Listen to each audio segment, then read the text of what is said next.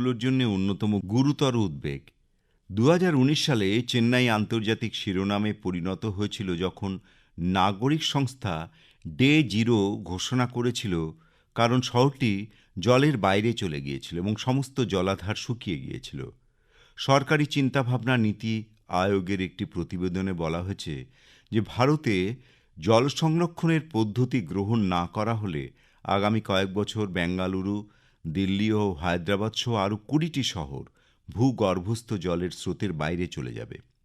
এই মারাত্মক পরিস্থিতি এড়ানোর একমাত্র সমাধান হল জল সাশ্রয় করার সর্বজনীন পদ্ধতি অবলম্বন করা, যা সারা পরিবারে প্রতিলিপি তৈরি করা যেতে পারে।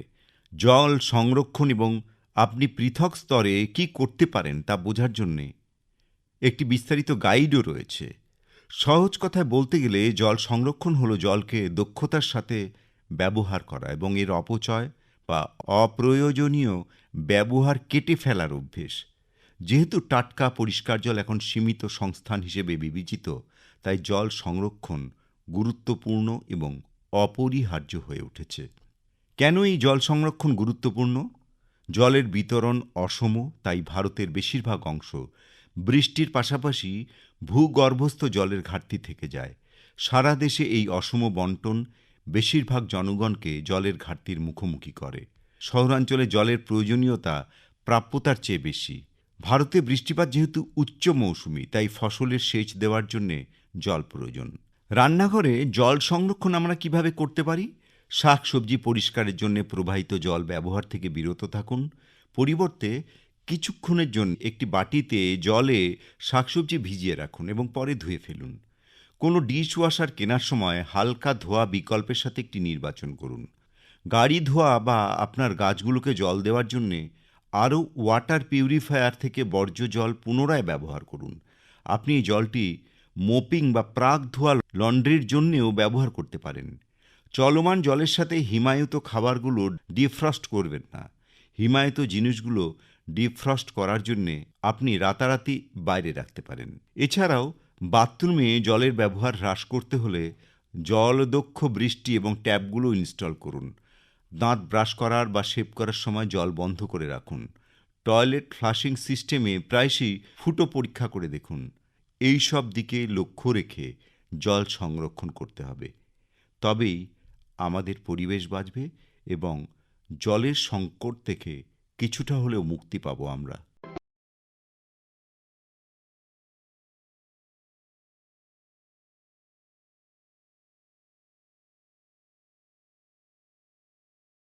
চলে আসি প্রত্যুষার এ মাসের চিঠির বিষয়। প্রত্যুষার এ মাস অর্থাৎ ডিসেম্বর মাসের চিঠির বিষয়, সংস্কৃতির এ কোন আধারে আমরা। এ নিয়ে চিঠি লিখেছেন নির্মলেন্দু দাস, শরৎচন্দ্র পল্লী, মেঘলাল রায় রোড, হায়দারপাড়া, শিলিগুড়ি থেকে। সংস্কৃতি কথাটার অর্থ বোধ করি সমকালীন প্রবাহমান পরিবর্তনশীল সমাজের নানা ধরনের কর্মের ফল। সেদিনের মানুষের মানসিকতা ও আজকের মানুষের মানসিকতার মধ্যে পার্থক্য থাকবে, এতে অবাক হওয়ার কিছু নেই। বহু পুরনো কিছুকে ভুলে গিয়ে আমরা নতুনকে গ্রহণ করি। কয়েক শত বছরের আগের জঘন্যতম সতীদাহ প্রথার বিলুপ হয়েছে, কিন্তু সেকালে যেমন জমিদারি প্রথায় শোষণ ছিল, বর্তমানেও তেমনই রয়েছে। তবে শোষণের ধরন পাল্টে গেছে। বৈদিক যুগে শিক্ষা ব্যবস্থার রকম সকম ছিল মোটের উপর সত্য কথা বলা, সহজভাবে জীবনযাপন করা। ধর্মকে প্রাধান্য দেওয়া হতো মানবিক শান্তির জন্য। এখন সেখানে রাজনীতির প্রবেশ ঘটেছে। বিজ্ঞানের জয়যাত্রার ফলে মানুষের চিন্তাভাবনার পরিকাঠামোর উন্নত হয়েছে। তাৎক্ষণিক সুখ সবাইকে মুগ্ধ করবার জন্যে শ্রদ্ধা আদি জ্ঞানের সংকোচন হয়েছে। মাঝে হাজার বছর ধরে চলা পথে নারী নির্যাতনের সূত্রের কোনো পরিবর্তন হয়নি। বলতে গেলে অন্ধকার যুগ পেরিয়ে শিক্ষাক্ষেত্রে নবজাগরণ শুরু হতেই হাতের মুঠোয় চলে এসেছে মোবাইল ফোন। এই যন্ত্র আবিষ্কারে যোগাযোগ ও বিভিন্ন পর্যায়ে যেমন খুব ভালো হয়েছে, তেমনি খারাপও হয়েছে। শিশু, কৈশোর, যৌবনধারী কেন, সব বয়সের মানুষের জন্য ক্ষতির কারণ হয়েছে। বয়স অনুযায়ী যা প্রয়োজন নয় তা শিখছে, অধঃপাতের মানসিকতা তৈরি হচ্ছে, সমাজে উচ্ছৃঙ্খলতা দেখা দিচ্ছে। এক দেশ আর এক দেশের মধ্যে সহানুভূতির অবস্থার অবনতি হওয়ার কারণে যুদ্ধের পরিবেশ সৃষ্টি হয়েছে। ভাবতে অবাক লাগে মানুষের লালসা তীব্রতম হলো কেন? মোঘল ইংরেজদের মতো রাজ্য দখলের প্রবণতা বেড়েছে বলে বিশ্বযুদ্ধের ঘণ্টা শোনা যাচ্ছে।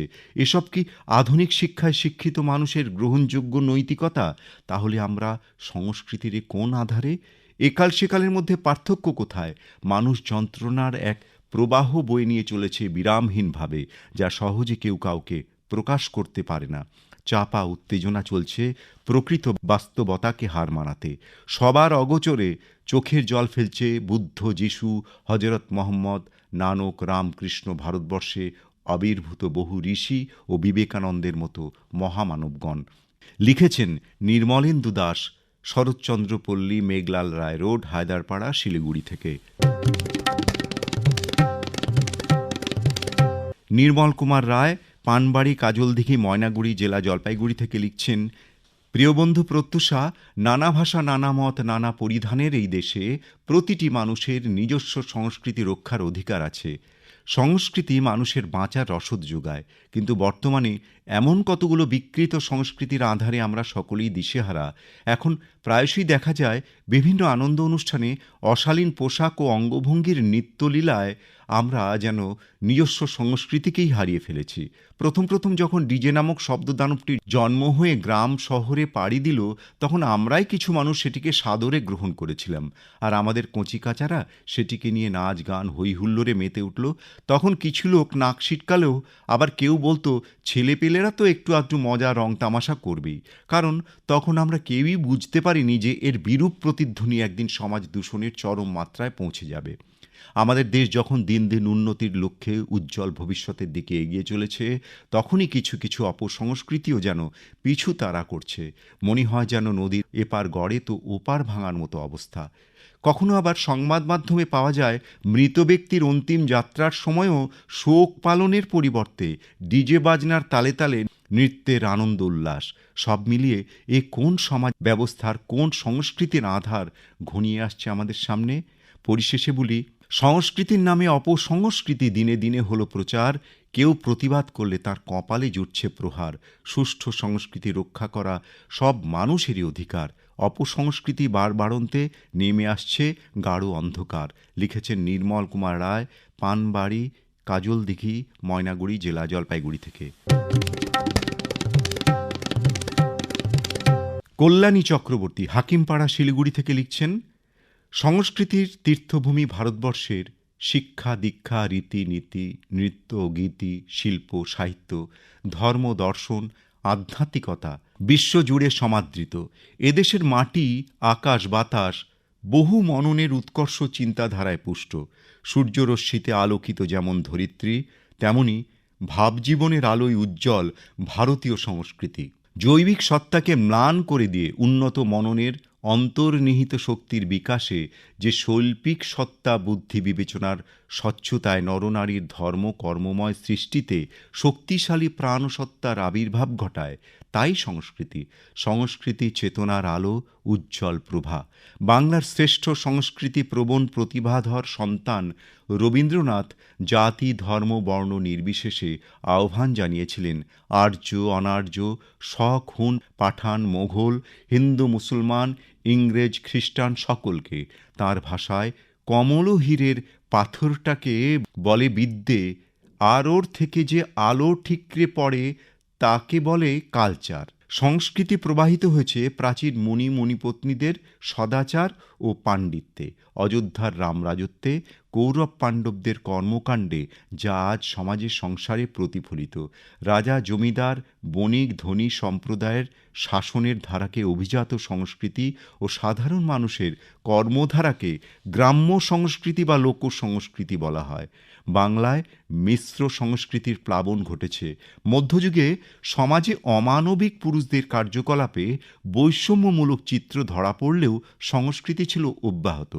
জনসংখ্যার বিস্ফোরণে বিভিন্ন মানুষের অত্যাধিক লোভ, ষড়যন্ত্র, হিংসা, দুর্নীতি, নানান অপরাধে পিষ্ট সাম্প্রতিক সংস্কৃতি। নবীনদের মধ্যে শিক্ষার অভাব, শাসন ব্যবস্থায় বিমাতৃসুলভ আচরণে অপসংস্কৃতি মাথা চাড়া দিয়ে উঠেছে। অশোভন নীতিবিরুদ্ধ ক্রিয়াকর্ম চলছেই চলছে। আবহমান কালের ঐতিহ্যময় শক্তিশালী সুমধুর সংস্কৃতি প্রবাহ নিমজ্জিত হচ্ছে গভীর অন্ধকারে। লিখেছেন কল্যাণী চক্রবর্তী, হাকিমপাড়া, শিলিগুড়ি থেকে। ঘুমের ছায়াভূমির ভিতর কোনো এক সুদূর অতীতের শীতার্ত বন্ধুত্বের ঘ্রাণ। সেই অলীক সংগ্রহে হাত বুলিয়ে এক বিলুপ্ত পৃথিবীর ধুলো ঝেড়ে ফেলতে ফেলতে বড় হওয়ার আকাশে টুকরো টুকরো মেঘের মতো দেখতে পাই বন্ধুত্বের নানা রঙের দিনগুলো, যা মনের পর্দায় ভেসে ওঠে। একসঙ্গে সিনেমা দেখা, ক্লাসে কথা বলে শাস্তি পাওয়া, বন্ধু স্যারের বেতের মার খেলে খুব কষ্ট পাওয়া, সেই বহুমূল্য উঠোন, মাঠ, যেখানে খেলতে খেলতে কাদা মাখামাখি হলেও বেশ পরিষ্কার। বন্ধুত্ব তো একান্ত আপন, খুব মানবিক একটা সম্পর্ক। মনে পড়ে স্কুল কলেজের শেষ দিনের কথা। গোধূলি বেলায় বন্ধুকে ছেড়ে যাবার কষ্ট গলার কাছে কুণ্ডলি পাকাচ্ছিল। তখন বন্ধুর হাত ধরে অঙ্গীকার করা, আমরা কখনো আলাদা হব না। তারপর রাস্তা দিয়ে কত ধুলো উড়ল, মাঠ, উঠোন, পুকুর সব হারিয়ে গেল। কত হাইরাইজ মাথা তুলল, কত নতুন নতুন মানুষের মুখ ভিড় করল। পাল্লা দিয়ে চলল জীবনের দৌড়। ইলেকট্রিক তারের ওপর জমা জল যেমন বিন্দু বিন্দু মাটিতে ঝরে পড়ে, সেভাবেই বন্ধুত্বের চরম ভালোবাসাও ঘনত্ব হারায়। কিন্তু এই নিরন্তর জীবন দৌড়ের আগেই কিন্তু বন্ধুরা এসেছিল জীবনে, যেখানে ছিল না কোনো দ্বিধা, কোনো স্বার্থ। তাই বন্ধুত্বের ভিতটা হতো খুব মজবুত। মানসিকতায় বন্ধুর দোষ ত্রুটি নিজের কাঁধে নিতে প্রেরণা দেয়। বন্ধুত্বের সেন্সেক্সে ঊর্ধ্বগতি আছে, নিম্নগতি নেই। ইদানিং সোশ্যাল নেটওয়ার্কের মাধ্যমে অনেক পুরনো বন্ধুকে হয়তো খুঁজে পেলেন, যার সঙ্গে টিফিন ভাগ করে খেতেন। সে হয়তো ইউরোপের কোনো এক শহরে আছে। যোগাযোগ হলো, তবে কি বন্ধুত্ব বাঁচিয়ে রাখতে সোশ্যাল নেটওয়ার্কই ভরসা? বন্ধুদের সঙ্গে মুখোমুখি হয়ে চুটিয়ে আড্ডা মারার আরাম চ্যাটিংয়ের মাধ্যমেই কি মেলে? ঘন ঘন সেলফি তুলে পোস্ট করলে তাতে কটা লাইক পড়ল, তাতেই বা কি এলো গেল বলুন তো? তাই বাস্তবে পা রেখে চলাই ভালো। ফাস্টফুডের জামানায়, ফাস্ট জীবন থেকে দুদণ্ড হাঁপ ছেড়ে বাঁচতে একটু সময় বন্ধুর জন্য দিন না। বন্ধুত্বের ডায়েরি উল্টে সেই দিলদরিয়া দিনগুলো দেখুন। আপনি কতবার ফোন করেছেন, বন্ধু কতবার নেমন্তন্ন করেছে, এসবের মধ্যে আটকে না থেকে এই অনবদ্য সম্পর্কটি জীবনভর তাড়িয়ে তাড়িয়ে উপভোগ করলে প্রাণের আরাম। এক পা বাড়িয়ে দেখুন না, বন্ধু ছুটে এসে বুকে জড়িয়ে ধরবেনই। সোশ্যাল নেটওয়ার্ক হচ্ছে কেজো, কিন্তু বন্ধুত্ব তো কাজ নয়, অন্তরের আরাম। এই আরাম পেতে দৈনন্দিন জীবন থেকে কিছুটা সময় চায়ের মৌতাতের সঙ্গে শুধু বন্ধুর জন্য কি দেওয়া যায় না? চলুন আমোদে বাঙালির মেজাজি আড্ডায় টইটুম্বুর হিরণ্যগর্ভ সেই অতীতে। নতুন ইংরেজি বছরের শুরু থেকে অবশ্যই বন্ধু প্রত্যুষার সঙ্গে বন্ধুত্ব অটুট রেখে লিখুন জানুয়ারি 2025-এর বিষয় বন্ধুত্ব। চিরন্তন সম্পর্কের নানা কথা ঝরে পড়ুক আপনার লেখনী থেকে। জানুয়ারি মাসের চিঠির বিষয় বন্ধুত্ব। ঠিকানা তো জানাই আছে আপনাদের, তবু আরও একবার বলে দিই, air.প্রত্যুষা@gmail.com। এছাড়াও সাধারণ ডাকযোগেও আপনি আপনার পত্র পাঠাতে পারেন। পত্রের শেষে আপনার মোবাইল নম্বরটি উল্লেখ করতে ভুলবেন না, আর লিখবেন 200 শব্দের মধ্যে সেই চিঠি পৌঁছে যাওয়া চাই 25 তারিখের মধ্যে। প্রত্যুষার জানুয়ারি মাসের চিঠির বিষয় বন্ধুত্ব।